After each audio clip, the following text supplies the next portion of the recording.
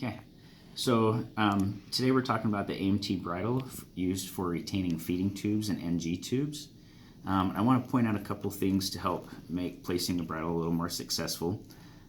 First thing, this is the probe that comes with the bridle, and there are these depth marks that are right here. They're pretty faint, but this is how deep you want to go into a patient's nair, and usually we say just go between the first and second line to start. The next thing you'll notice is this more prominent ridge here, and that is an alignment mark. The bridle has an alignment mark as well, and when that black line lines up with that ridge, then your magnets will line up inside the patient's nair.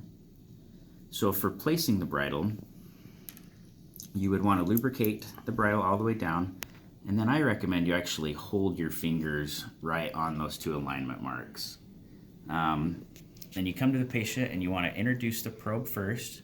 You want to make sure you go straight down towards the patient's earlobes. You don't want to go up towards their eyeballs. So you introduce the probe and you drop it right down to those depth marks. And then you take the bridle, and if you follow the same angle going straight down, once your fingers align, those magnets will catch. And these magnets have already caught. If you let go of one and you wiggle it, if the other one wiggles, you know you've made a connection. So then you pull the stylet and you advance the bridle. Once you get to this point, you can go ahead and drop your feeding tube or your NG tube.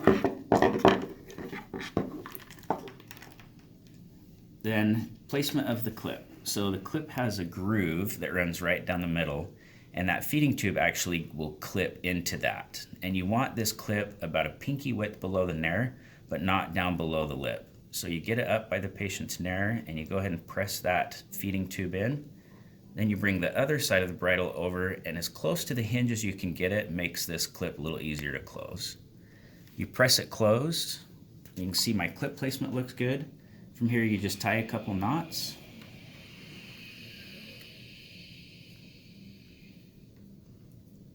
And then you go ahead and trim off this excess, and now your patient is bridled. The bridle also comes with a guitar pick. This is in case the feeding tube were to occlude.